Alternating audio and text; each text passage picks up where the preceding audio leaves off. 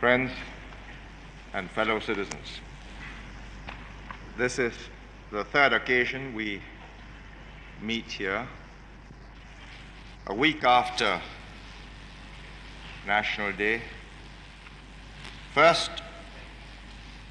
to take stock of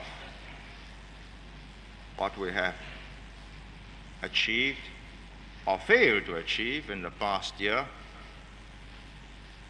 and next to define and chart out the course that we must take in the year ahead. It's been a splendid year. The figures sparkle and speak for themselves.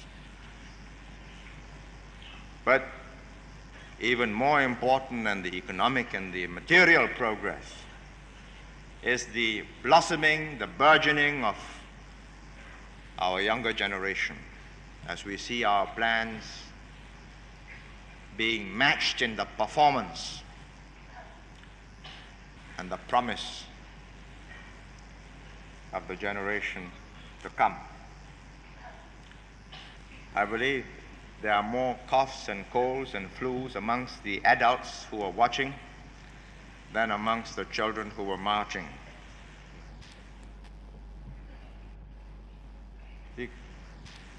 Perhaps it is useful if we remember what were the factors that made the past 3 years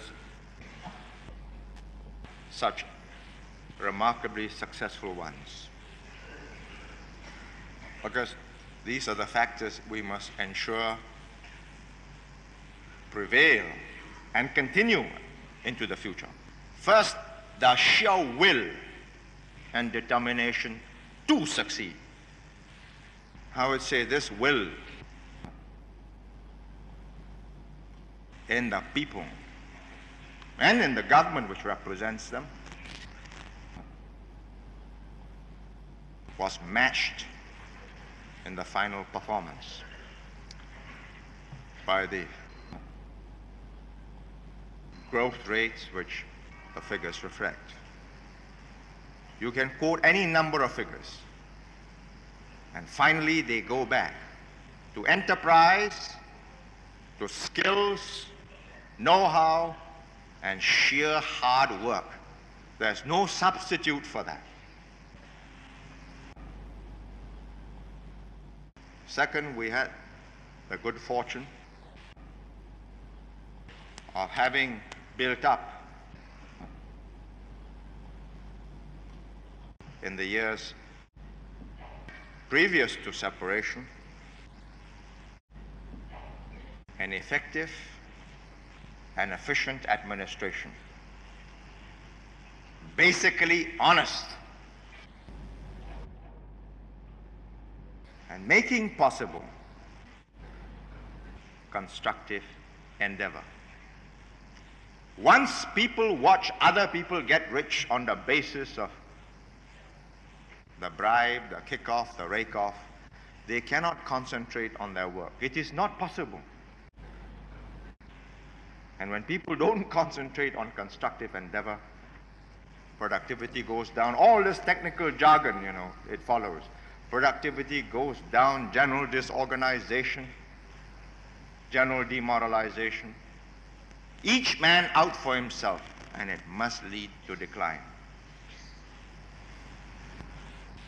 The third factor was keen anticipation of the kind of problems we were going to run into, and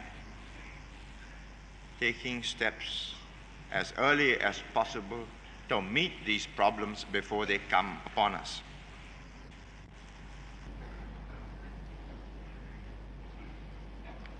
You solve a set of problems, new ones appear over the horizon. That is part of the nature of life.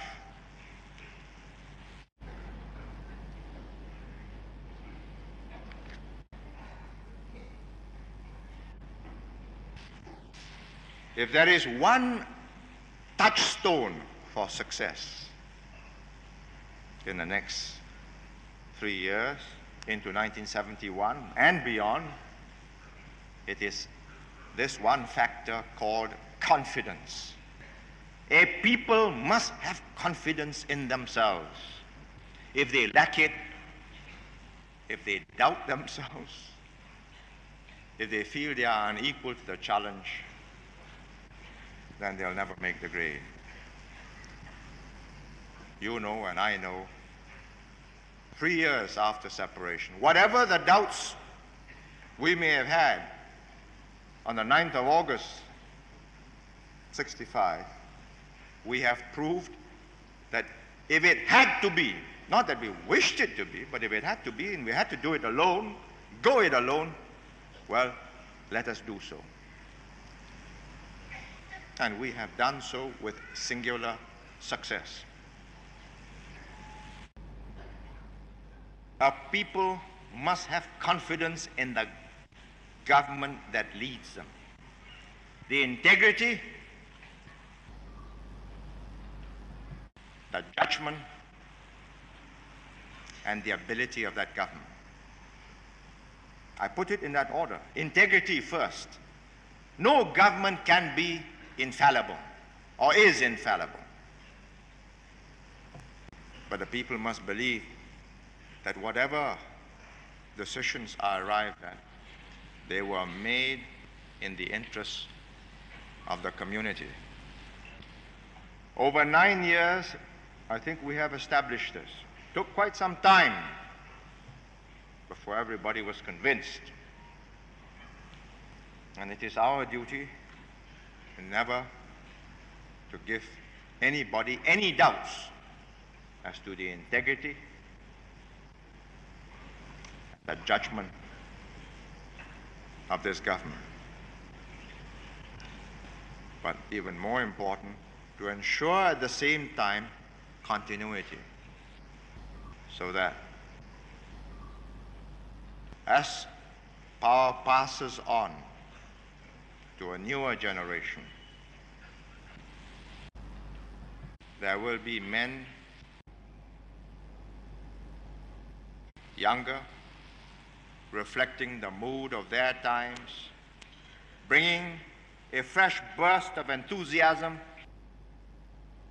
which each succeeding generation brings to its task, but equally dedicated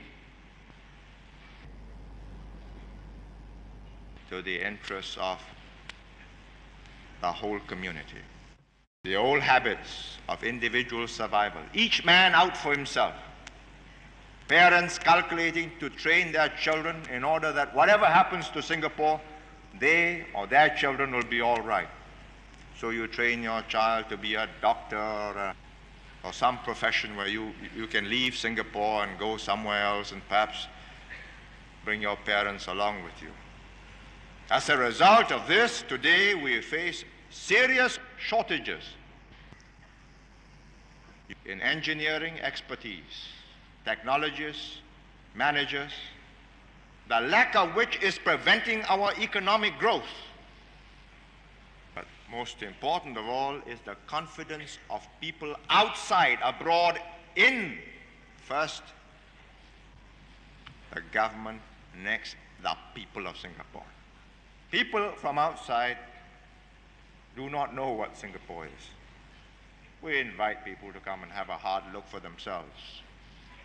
And it is their anticipation of our performance or their assessment of what they think our performance will be that you will have the speed or rate of inflow of expertise, know-how, and capital. If people think you're going to go down, nobody is going to put money on you or waste their time and energy and skills with you.